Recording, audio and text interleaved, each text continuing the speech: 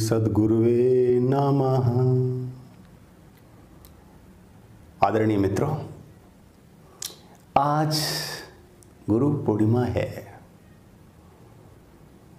अपने गुरु के प्रति, अपने मार्गदर्शक के प्रति, गुरु तत्व के प्रति श्रद्धा व्यक्त करने का दिवस हम धर्म को मानने वाले लोग आषाढ़ी पूर्णिमा को गुरु पूर्णिमा के रूप में मनाते हैं। इसके वजह क्या है? आषाढ़ी पूर्णिमा को क्यों कहते हैं गुरु पूर्णिमा? और होते कौन हैं गुरु? वे क्या हैं? कौन हैं? व्यक्ति हैं या तत्व हैं? गुरु सर्वव्यापी भी होते हैं क्या? जीवन में महत्व क्या है गुरु का?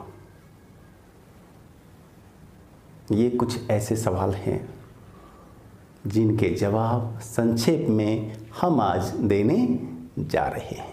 आप लोग ध्यान से सुनेंगे और वीडियो को लास्ट तक देखेंगे। दोस्तों, आषाढ़ी पूर्णिमा को गुरु पूर्णिमा क्यों कहा जाता है? धर्म के सबसे बड़े आचार्य, जिन्हें सनातन बोलते हैं हम लोग, सनातन के सबसे बड़े आचार्य महागुरु भगवान वेद व्यास जी का जन्म इसी दिवस हुआ था, इसी तिथि को हुआ था, आषाढ़ी पूर्णिमा को। तो ऋषियों ने सोचा कि गुरु के प्रति श्रद्धा निवेदित करने का जो दिवस चुना जाए वह क्यों नहीं भगवान वेद व्यास जी की जन्म जयंती को ही चुना जाए। इसलिए कि भगवान वेद व्यास से बड़े आचार्य आज तक नहीं हुए हैं, जिन्होंने चारों वेदों का संकलन और संपादन किया, महाभारत जैसे ग्रंथ की रचना की, गीता की रचना की। गीता वास्तव में भगवान वेद व्यास जी की ही वाणी है। तो सबसे बड़े आचार्य महागुरु की जयंती को गुरु दिवस के रूप में, गुरु को याद करने, श्रद्धा अभिव्यक्ति के दिवस के रूप में, तिथि के रूप में हम लोग मनाते आ रहे हैं। संक्षेप में जाने कि गुरु होते कौन हैं। गु और रु, गु अर्थात अंधकार, रु अर्थात ज्योति प्रकाश, यानी जो हमें अंधकार से प्रकाश की ओर ले जाए, जो हमें राई से पहाड़ बनने की सीख दे, जो हमें धूल से फूल बनना सिखाए, जो हमें बीज से वृक्ष बनना सिखाए, जो जीवन रूपी मिट्टी को बर्तन बनना सिखा दे, वह गुरु है। मित्रों, हमारे समाज में, हमारे शास्त्र में 3 देवता माने गए हैं। मातृदेवो भव, माँ देवता हैं, माँ देवी हैं। पितृदेवो भव, और पिता भी देवता है। और तीसरे में आचार्य देवो भव, आचार्य भी, गुरु भी, विद्या देने वाले, ज्ञान देने वाले, ऊंचा उठाने वाले, चेतना का सम्यक विकास करने वाले, वे आचार्य हैं, गुरु हैं। मित्रों, हमारा शास्त्र कहता है गुरुर ब्रह्मा गुरुर विष्णु गुरुरेव महेश्वरः गुरुरेव परब्रह्म तस्मै श्री गुरुवे नमः। वे गुरु ब्रह्मा हैं, विष्णु हैं, महेश हैं, अर्थात वे ब्रह्मा के रूप में हमारे अंदर में रचना करते हैं, बोध की, ज्ञान की रचना, श्रेष्ठता को उत्पन्न करते हैं, हमारे अंदर में कला को पैदा करते हैं, हमारे संस्कार को पैदा करते हैं। वे हैं रचनाकर्ता ब्रह्मा, और वे फिर उनका पालन भी करते हैं, संरक्षण भी करते हैं। जो श्रेष्ठता का बीज वे डालते हैं हमारे अंदर, उसका वे फिर रक्षण और पालन भी करते हैं। इसलिए वे हैं विष्णु और महेश। हमारे विकारों का वे नाश करते हैं, हमारे दुर्गुणों का वे नाश करते हैं, इसलिए वे महेश हैं। और आगे कहता है शास्त्रकार, गुरुरेव परब्रह्म। वे ब्रह्मा विष्णु महेश के साथ साथ वे साक्षात ब्रह्म के स्वरूप हैं।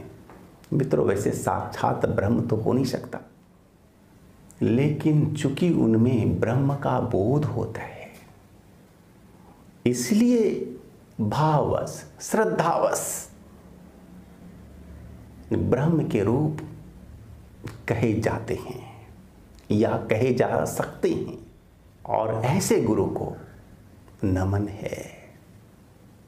यह तन विष की बेलरी, गुरु अमृत की खान, शीश दिए जो गुरु मिले, तो भी सस्ता जान। संत कबीर।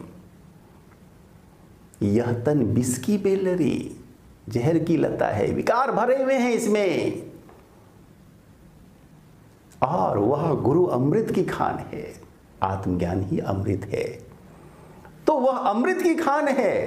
और शीश दिए जो गुरु मिले, शीश देने के बाद भी, अर्थात संपूर्ण अर्पण के बाद भी यदि मिलते हैं गुरु, तो यह जो लेन देन हुआ वो सस्ता हुआ, तो भी सस्ता जान। यानी कि सर्वस्व अर्पण के बाद भी यदि हमें आत्मज्ञान मिल जाता है, हमें सच्चे गुरु का आशीर्वाद मिल जाता है, तो यह जो लेन देन हुआ वो सस्ता हुआ।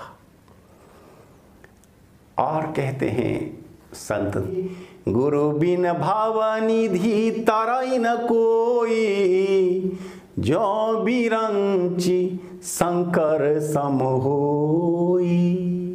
गुरु की बिना दया के, कृपा के, सहयोग के भवसागर को कोई पार नहीं कर सकता, यहाँ तक कि वह ब्रह्मा और शंकर के समान ही क्यों न हो साकार रूप में। रामचरितमानस में भगवान श्री राम कहते हैं, गुरुपद पंकज सेवा तीसरी भक्ति आमान। कहते हैं कि तीसरी भक्ति जो है, तीसरा जो सोपान है भक्ति का, वो क्या है? वो है गुरु के चरण कमलों की सेवा। और वह भी कैसे? दंभ रहित होकर, अहंकार रहित होकर। देखते हैं समाज में कि लोग सेवा तो करते हैं थोड़ा बहुत, लेकिन अमान होकर नहीं करते, अहंकार के साथ करते हैं, इसलिए वह परिणाम नहीं दिखता है जो कि दिखना चाहिए। और मित्रों, अभी वर्तमान में सबसे बड़े गुरु कौन है विश्व के? श्री कल के निष्कलंक अवतार, वे सबसे बड़े गुरु हैं, वे सबसे बड़े आचार्य हैं, वे भूव्यापी विचार प्रवाह हैं। आप उन्हें अपने अंदर महसूस सकते हैं, और वे फिर स्थूल रूप से भी आपको देंगे दर्शन 2023 में।